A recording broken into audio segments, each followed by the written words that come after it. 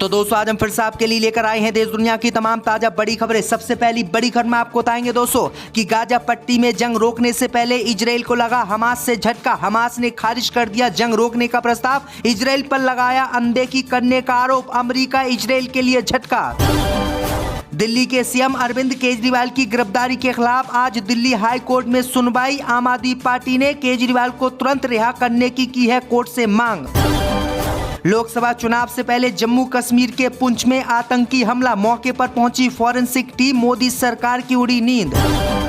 BJP से ticket मिलते ही बड़ी कंगना रनावत की मुश्किलें, पुराना वीडियो हुआ वायरल, हो गई है कंगना रनावत की फजीयत। इजराइल हमास युद्ध पर अमरीकी रुख से नाराज एक्टिविस्ट, यूएस यूनिवर्सिटी को लौटाई पीएचडी की डिग्री, अमरीका को बता दिया है हत्यारा। सपा ने मुरादाबाद से एसटी हसन का टिकट काटा तो नाराज हुए आजम खान ने चुनाव बहिष्कार का किया ऐलान। तो दोस्तों सभी खबरों को आपको एक एक कर बताने वाले हैं, वीडियो को लाइक कर चैनल को सब्सक्राइब कर दें। इसी बीच पर तो दोस्तों अगली खबर की ओर, तो गाजा पट्टी में जंग रोकने से पहले इजराइल को लगा झटका। हमास ने खारिज कर दिया जंग रोकने का प्रस्ताव, इजराइल पर लगाया अनदेखी करने का आरोप। दोस्तों आपको बता दें कि गाजा पट्टी में जंग रुकने से पहले ही इजराइल को बड़ा झटका हमास ने दे दिया है। हमास ने युद्ध विराम के इजराइल के प्रस्ताव को मानने से इनकार कर दिया है। उसने इजराइल पर उनकी मुख्य मांगों पर ध्यान न देने का आरोप लगाया है। मीडिया रिपोर्ट के मुताबिक इन अनुरोधों में युद्ध रोकना और गाजा से पूरी तरीके से बाहर निकलना इजराइल का शामिल था। हमास ने सोमवार रात एक बयान में मध्यस्थों से कहा है कि वे मार्च में पहली कही गई बातों पर कायम है। हमास ने कहा है कि इजराइल ने उनकी मुख्य मांगों पर प्रतिक्रिया नहीं दी है, जैसे लड़ाई बंद करना, गाजा छोड़ना, लोगों को घर लौटने देना और वास्तविक कैदियों की अदला बदली करना। हमास का ये बयान संयुक्त राष्ट्र सुरक्षा परिषद द्वारा एक प्रस्ताव को मंजूरी दिए जाने के तुरंत बाद आया है। प्रस्ताव में लड़ाई को तत्काल रोकने और गाजा में बंद सभी कैदियों को रिहा करने के लिए कहा गया था। तो ये बड़ी अपडेट आ रही है दोस्तों। इसी पर तो दोस्तों अगली खबर की ओर, तो केजरीवाल की गिरफ्तारी के खिलाफ दिल्ली हाई कोर्ट में सुनवाई। दोस्तों आपको बता दें कि शराब नीति के मामले में दिल्ली सीएम अरविंद केजरीवाल की गिरफ्तारी के खिलाफ आप पार्टी का विरोध प्रदर्शन जारी है। दिल्ली पुलिस की परमिशन न मिलने के बावजूद भी मंगलवार को आम आदमी पार्टी के कार्यकर्ताओं ने जमकर सड़कों पर विरोध प्रदर्शन किया। तो वहीं आज केजरीवाल की गिरफ्तारी के खिलाफ दिल्ली हाई कोर्ट में सुनवाई होनी है। मालूम हो कि दिल्ली के सीएम ने अपनी गिरफ्तारी के खिलाफ हाई कोर्ट में याचिका दायर की है। पहले उन्होंने अपनी गिरफ्तारी को सुप्रीम कोर्ट में चुनौती दी थी, लेकिन फिर उन्होंने सुनवाई से ठीक पहले अर्जी वापस ले ली थी। केजरीवाल का कहना है कि उनकी गिरफ्तारी अवैध है और उनको छोड़ा जाए। वहीं आपको बता दें कि इसी मामले को लेकर दिल्ली हाई कोर्ट आज सुनवाई करेगा। दिल्ली हाई कोर्ट आज केजरीवाल को बेइज्जत बरी भी कर सकता है। इसी बीच पर तो दोस्तों अगली खबर की ओर, तो लोकसभा चुनाव से पहले जम्मू कश्मीर के पुंछ में आतंकी हमला, मौके पर पहुंची फॉरेंसिक टीम। दोस्तों आपको बता दें कि लोकसभा चुनाव से पहले जम्मू कश्मीर के पुंछ में मोदी सरकार को बड़ा झटका लगा है। जम्मू कश्मीर के पुंछ जिले में देर रात जोरदार विस्फोट हुआ है, जिससे आसपास के लोगों में दहशत फैल गई है। शुरुआती रिपोर्ट के मुताबिक ये धमाका आतंकी हमला हो सकता है। ये धमाका पुंछ जिले में एक धार्मिक स्थल के पास हुआ है। हालांकि इस धमाके में किसी के घायल होने की कोई खबर नहीं है। ये धमाका करीब रात 11 बजे हुआ है। ये धमाका पुंछ में जिला अस्पताल के पास हुआ है, जहां एक धार्मिक स्थल भी है। इस धमाके से स्थानीय लोगों में दहशत फैल गई है। अधिकारियों का कहना है कि धमाका होते ही पुलिस और सेना के जवानों ने इलाके को घेर लिया है और घटना स्थल पर जांच की जा रही है। इसी बीच पर तो दोस्तों अगली खबर की ओर, तो बीजेपी से टिकट मिलते ही बड़ी कंगना रनावत की मुश्किलें, पुराना वीडियो हुआ वायरल।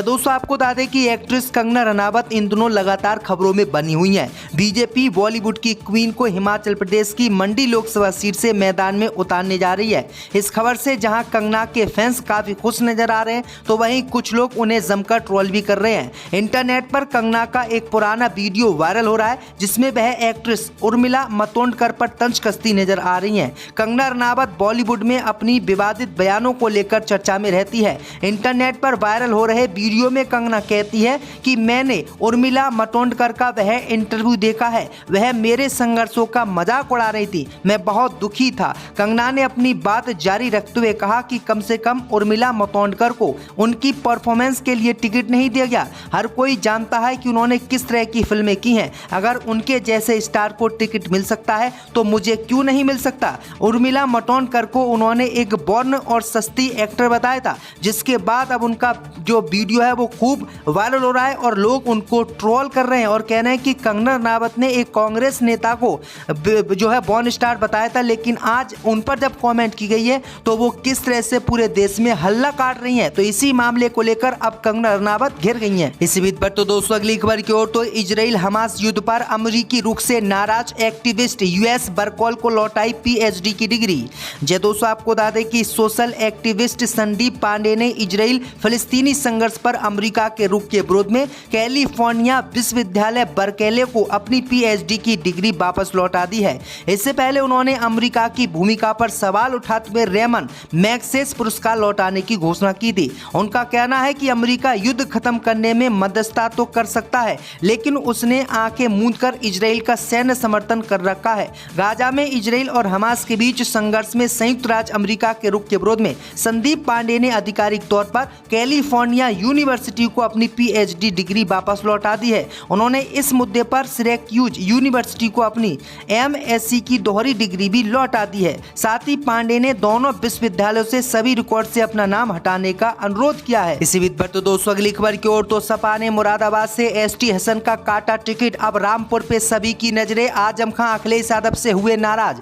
जय दोस्तों, आपको बता दें कि रामपुर से लेकर मुरादाबाद तक समाजवादी पार्टी के टिकट को लेकर सियासत तेज है। जहां एक तरफ रामपुर में आजम खान की नाराजगी के मद्देनजर सपा की स्थानीय यूनिट ने चुनाव के बहिष्कार का ऐलान कर दिया, तो वहीं मुरादाबाद से नामांकन कर चुके सांसद एसटी हसन का टिकट कटने जा रहा है। दावा किया जा रहा है कि समाजवादी पार्टी अब मुरादाबाद से रुचि बीरा को मैदान में उतारने जा रही है। वहीं एसटी हसन को रामपुर से टिकट दिया जा सकता है। आज तक से बातचीत में रुचि बीरा ने स्पष्ट कहा कि सपा के आदेश पर वह बुधवार को मुरादाबाद से नामांकन करने जा रही हैं। दरअसल आपको बता दें कि जेल में बंद पूर्व सांसद आजम खान ने चिट्ठी लिखकर चुनाव बहिष्कार का ऐलान किया है। इसके बाद आजम खान समर्थक उसी चिट्ठी को दिखाकर अब चुनाव से दूर जाने की बात करने लगे हैं। इसके पीछे राजनीति है। बताया जा रहा है कि आजम खान चाहते थे कि रामपुर से अखिलेश यादव चुनाव लड़ें, लेकिन सूत्रों ने कहा है कि रामपुर से अखिलेश यादव चुनाव लड़ने के इच्छुक नहीं है। जिसके बाद आजम खान ने